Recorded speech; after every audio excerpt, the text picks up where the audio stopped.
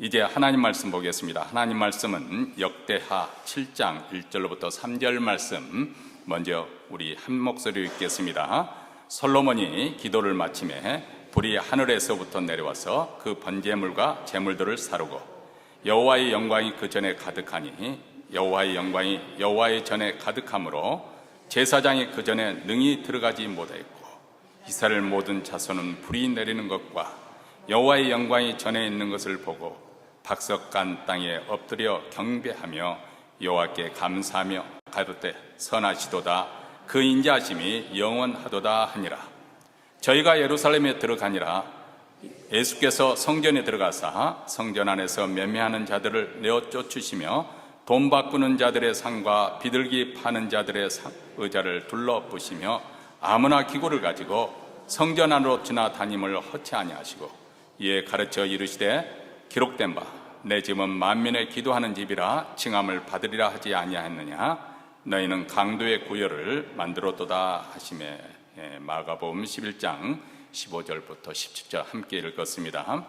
사랑하는 성도 여러분, 2026년 새해 문턱에 서 있는 저희들, 저희는 참으로 요동치는 그런 시대를 살고 있습니다. 불과 며칠 전 전해진 새벽 벽두의 뉴스들은 우리를 희망에 찬 설렘보다도 긴장감을 더해주는 그런 뉴스들이 많았습니다. 이제 선진 강대국들은 자국 우선주의 빗장을 굳게 잠그고 있고 또 인간의 지능을 뛰어넘는 인공지능의 에이전트가 일상이 되는 시대를 맞이했습니다. 그래서 샌프란시스코나 아니면 LA에 가면은 택시 운전사가 없이 인공지능이 자율주행하는 그런 택시들을 이제는 많이 목격하게 됩니다. 세상은 그 어느 때보다도 똑똑해졌고 정보는 우리 손에 넘치고 과학기술은 불가능이 없다고 외칩니다. 그런데 역설적이게도 이런 눈부신 발전의 이면에 우리 인류는 유례없이 불확실성의 파도 앞에 서 있습니다. 나라와 나라 사이의 갈등은 깊어지고 있고 또 경제의 벽은 높아지고 있고 기계가 인간의 자리를 대신하는 그 현실 앞에서 사람들의 마음에 불안감이, 두려움이 더 몰려오고 있고 또 그런 가운데서 애로움이 뼛속까지 파고들고 있고 또 많은 이들이 정체 모를 분노로 가득 차 있습니다. 그래서 뉴스에 보면 분노에 찬 폭력이 일상화되어 가지 않나 그런 우려가 됩니다. 오늘날처럼 풍요로운 시대에 왜 이렇게 이유 없는 분노의 범죄가 늘어나고 있는 것일까? 그리고 소위 성공했다는 그런 사람들의 삶이 왜 일순간에 허무하게 무너지는 그런 장면을 목격하는 것일까요? 왜 사람들 사이에 우울증과 불안장애가 급증하고 있는 것일까요? 의학기술이 우리 몸의 질병을 조기 진단해서 빨리 치료율을 높이는 그런 해서 병을 고칠지는 모르지만은 그러나 우리 영혼, 텅 빈 영혼의 그 갈증을 아마도 그 어떤 것으로도 채워줄 수 없기 때문이 아닐까 생각해 봅니다. 첨단 기술도 영혼이 겪는 우리 어떤 인간으로서의 한계에서 오는 그런 존재론적인 불안, 이거 앞에서는 해결책이 없는 것이겠죠. 그래서 한 심리학자가 이런 통찰력인 글을 남겼습니다. 사람들은 문제를 해결할 수 없어서 무너지는 것이 아니라 문제를 하나님께 가지고 가지 않아서 무너진다. 세상이 각자 도생을 외치면서 내 힘으로 살아남으라 이렇게 압박할 때 기도가 없는 그런 인생은 결국 자기 자신이 신이 될 수밖에 없는 거죠. 모든 문제를 자기 힘으로 능력으로 해결해야 하고 내가 이 모든 것을 다 책임져야 된다. 그런 압박감 속에 우리 영혼은 점점 더 질식해 갑니다. 그런데 성도 여러분, 하나님께서 우리 인생을 처음 창조하셨을 때는 그 모든 무게를 스스로 감당하라고 우리에게 창조하신 것이 아니라 우리 하나님, 창조주 하나님과 그 관계를 맺음으로써 그 생명의 줄이 연결됨으로써 이 문제를 풀어갈 수 있다는 것을 분명하게 창세기 1장에서부터 밝히고 있습니다. 지금 세상의 질서가 해체되고 있고 미래를 예측할 수 없는 이 불안정한 새, 또 우리는 그런 가운데서도 우리 자신의 스스로에 가지고 있는 문제들, 그것이 자녀의 문제가 될 수가 있고 아니면 건강검진의 결과를 가지고 또 고민할 수도 있는 것이고, 또 은퇴하신 분이나 은퇴 이후에 하실 분들의 그 불안, 이런 것들로 우리가 잠 못 이루는 밤을 맞이할 수 있습니다.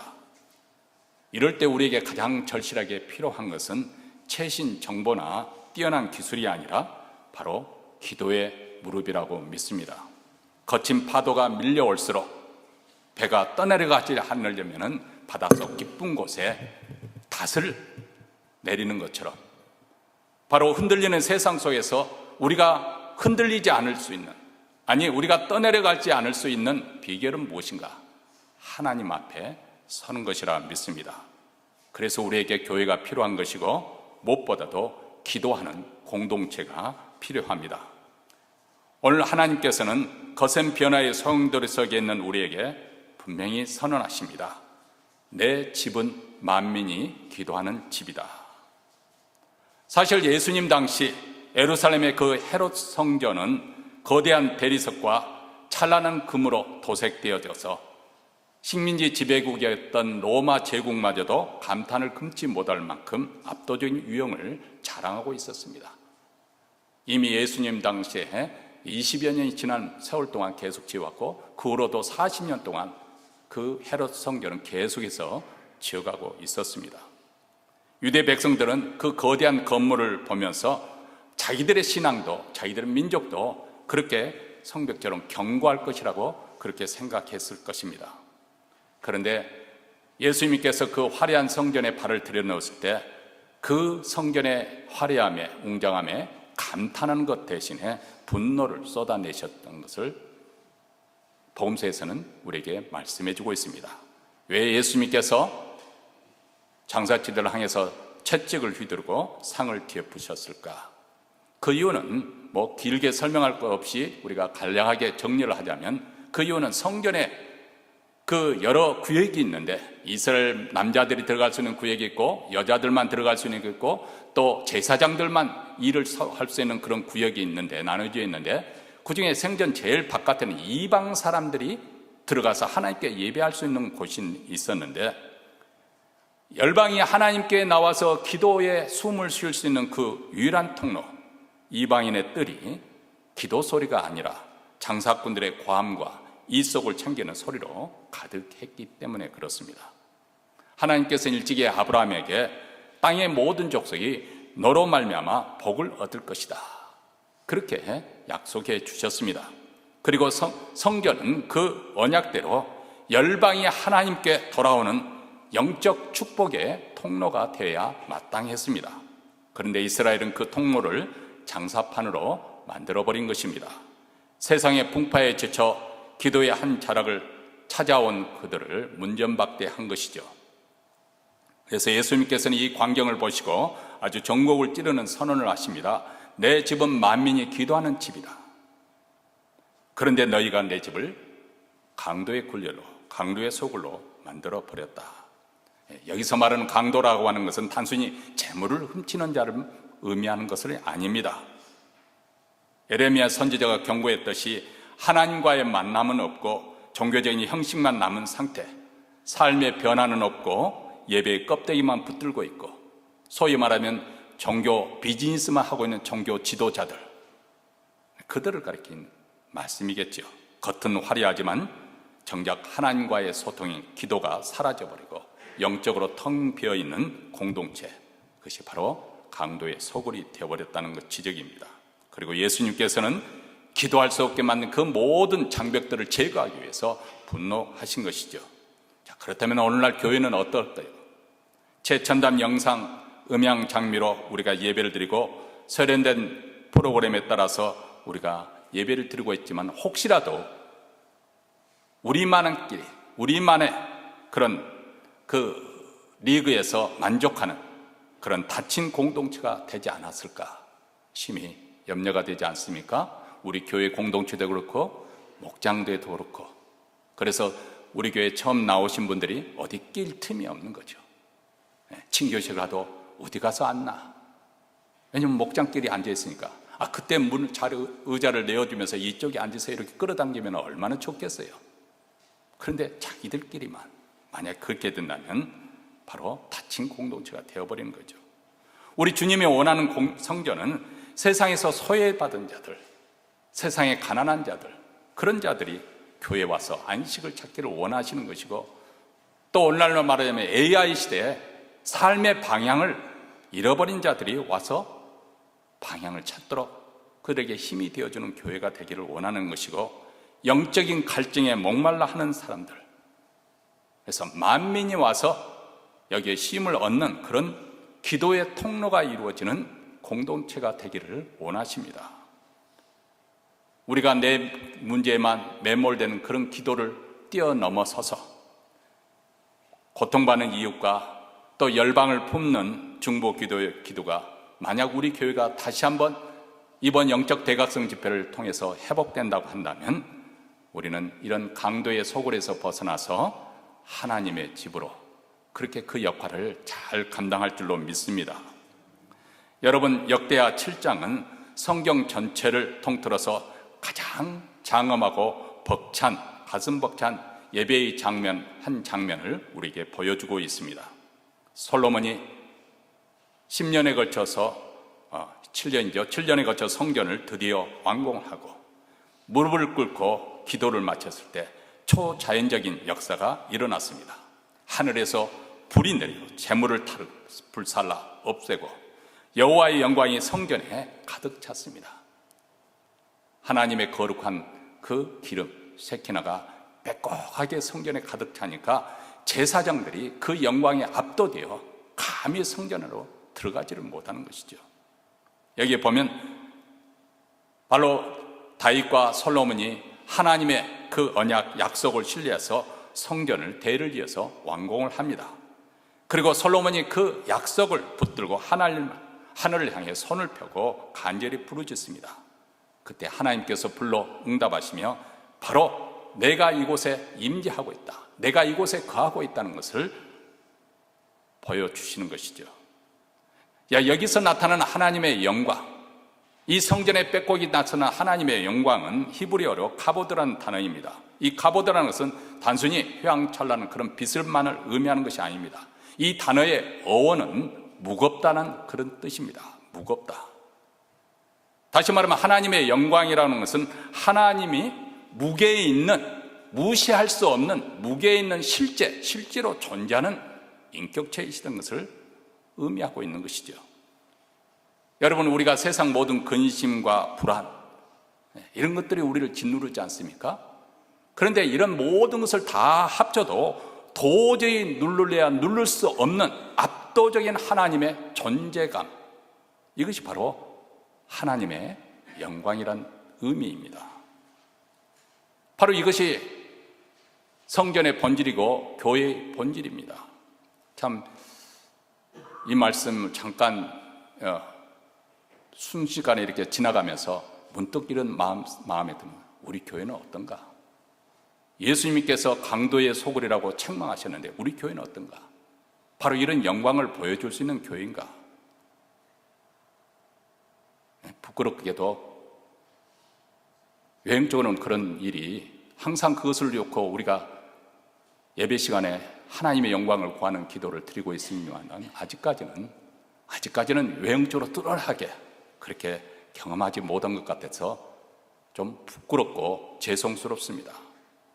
그러나 그것이 하나님의 공동체, 만민의 집이라고 불리는 하나님의 공동체의 전부라고, 우리 교회가 그러니까 그것이 전부이라고 생각해서는 안 된다, 그 말입니다. 여기 보면 솔로몬의 성전이 헤롯 성전과 다른 점이 뚜렷하게 보입니다. 외관으로는 둘 다 화려하고 웅장하게 지었습니다.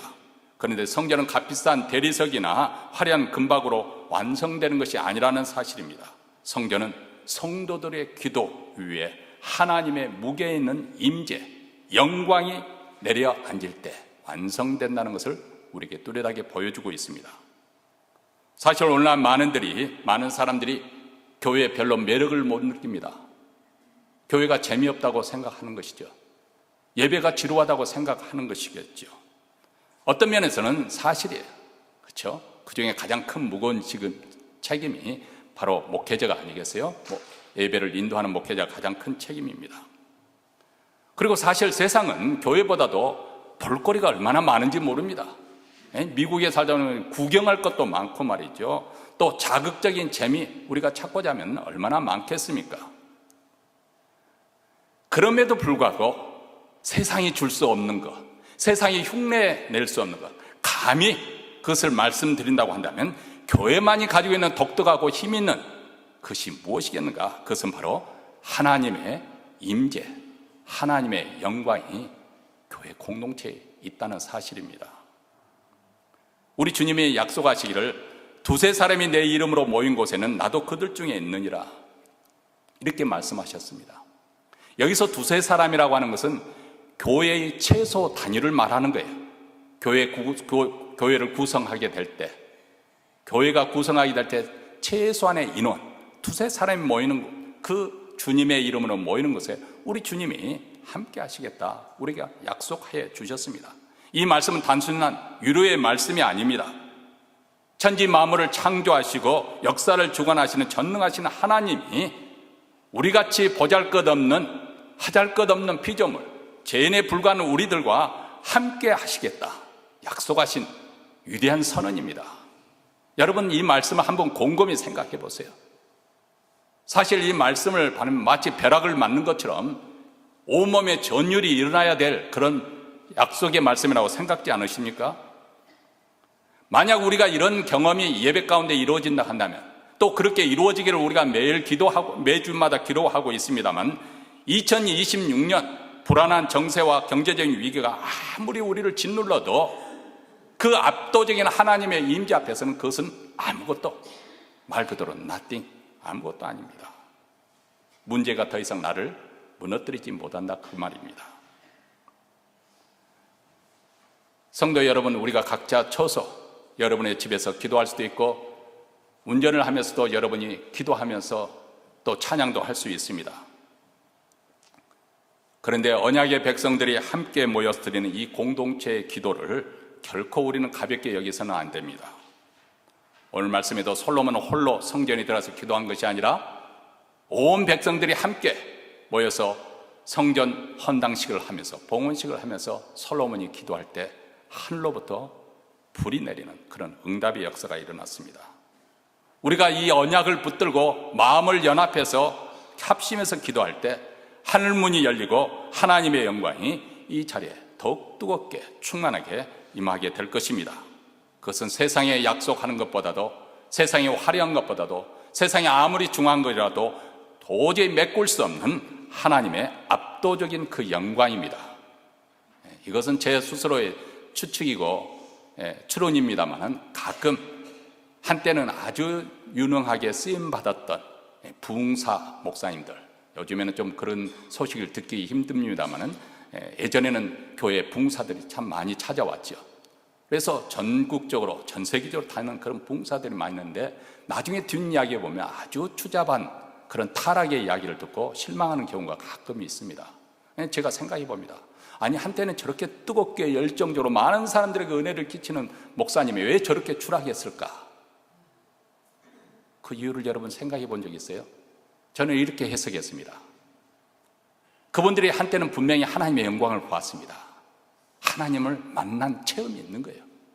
그런데 어느 순간, 아니 언제부턴가 서서히 잘못된 길로 걸어가기 시작. 하나님께 영광 돌리고 자기가 가로채고, 그래서 점점점 멀어지다가 보니까 점점 죄의 수렁에 빠지는 거예요. 그런데 죄의 수렁에 빠졌지만 예전에 처음 하나님과 만났던 그 감격, 가슴 벅찬 그 경험을 완전히 잊어버릴 수는 없잖아요. 그러다 보니까 세상의 죄의 수렁에 더 큰 죄에 빠지는 거죠. 그것을 공백을 메꿀 수가 없으니까 더 큰 죄에 빠지는 것입니다. 우리 예수 믿는 사람들은 하나님을 맛을 알아야만이 실족하지 않습니다. 아니, 실족하더라도 얼른 그 자리에서 빠져나옵니다. 그리고 영적으로 낙심되고 침체에 빠졌더라도 옛날 하나님과 만났던 그 영광을 알았기 때문에 그 경험이 있기 때문에 다시 그 자리로 복원하려고 필사적으로 노력합니다. 왜냐하면 하나님의 영광을 보았기 때문에 그렇습니다. 여러분, 우리가 일생 동안 신앙생활을 하면서 이런 경험, 하나님을 만난 경험이 한 번도 없다고 한다면 그것 또한 불행이라고 생각합니다.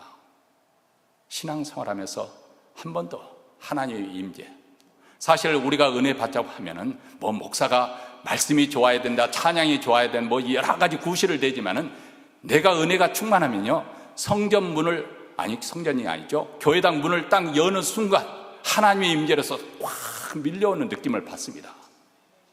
악인의 장면에서 천리를 사는 것보다도 하나님의 성전에서 문지기 하루로 사는 것이 내가 만족하겠습니다. 그 시편의 기자가 나의 기도가 되는 순간이죠. 여러분, 여기에 솔로몬의 기도는 단순히 하나님 우리를 먹고 잘 살게 해달라는 그런 기도 아닙니다. 이 성전이 더욱더 번성하게 해달라는 그런 기도도 아닙니다. 그의 기도는 철저히 하나님의 언약이라는 단단한 기초 위에 세워지는 것을 보여줍니다.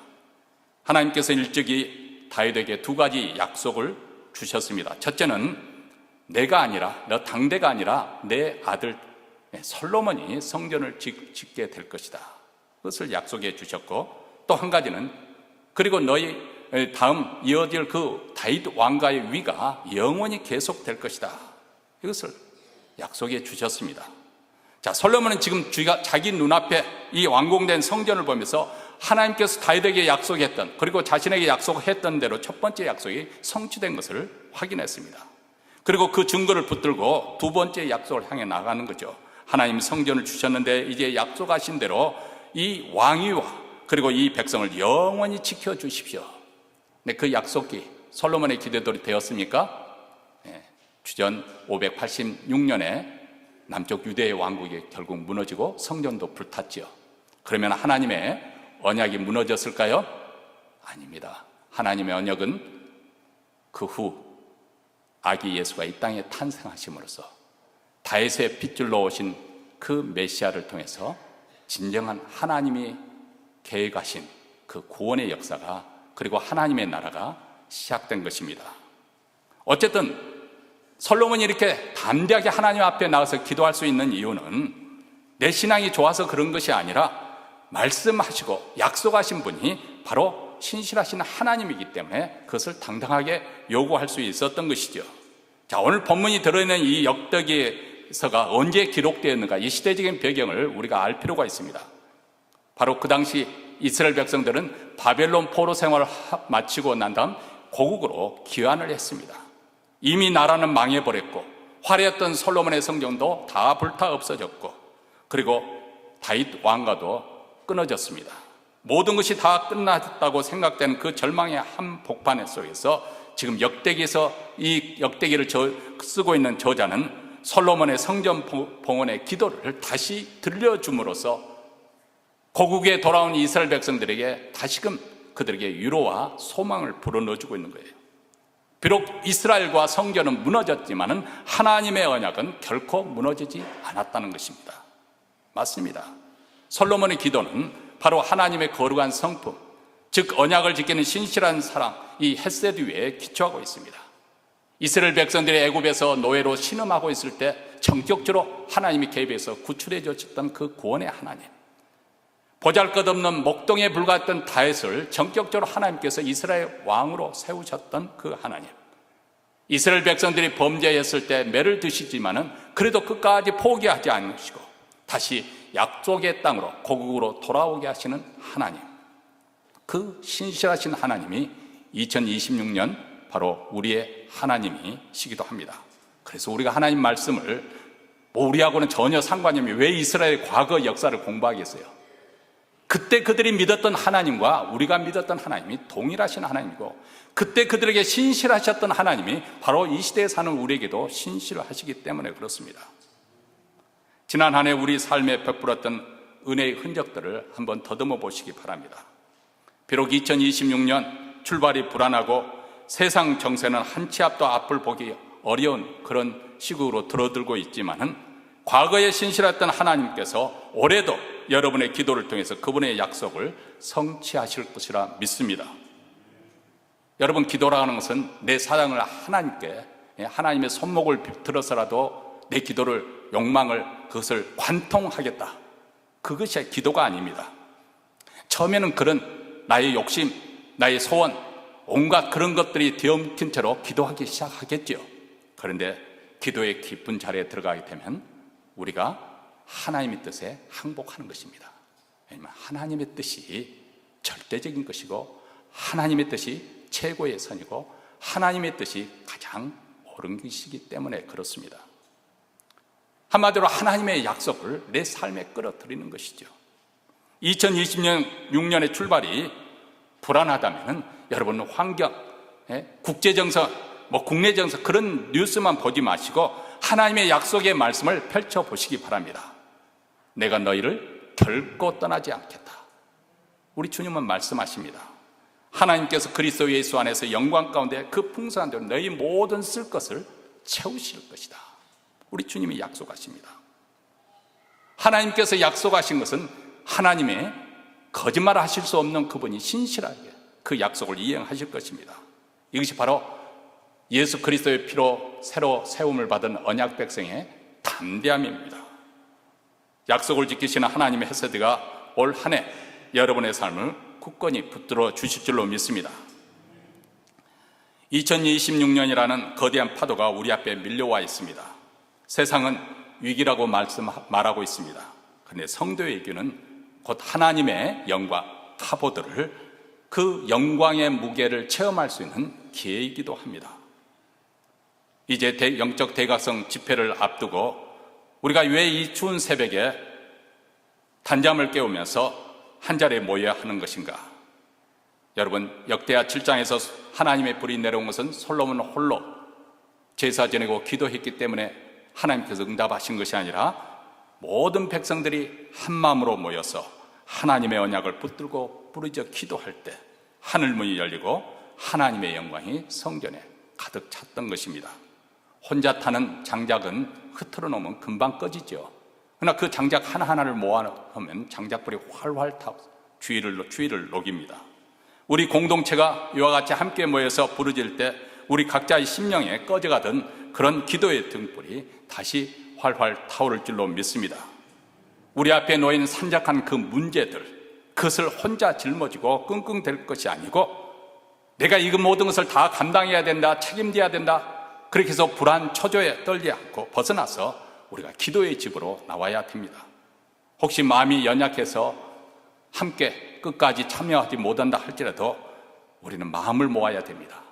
이 일이 다 우리의 일이기 때문에 함께 합심해서 부르짖어 기도할 때 하나님께서는 우리 사이에 막힌 담도 허물어 주실 것이고, 우리가 가지고 있는 그런 문제도 해결해 주실 것이고, 우리 자녀들의 앞길도 주님께서 열어 주실 것이고, 또 이 나라, 우리가 살고 있는 이 나라의 위기도 극복되게 하실 것이고, 또 두고 온 조국도, 또 선교사님과 선교단체에도 우리 하나님께서 형통한 길로 인도하여 주시는 줄 믿습니다.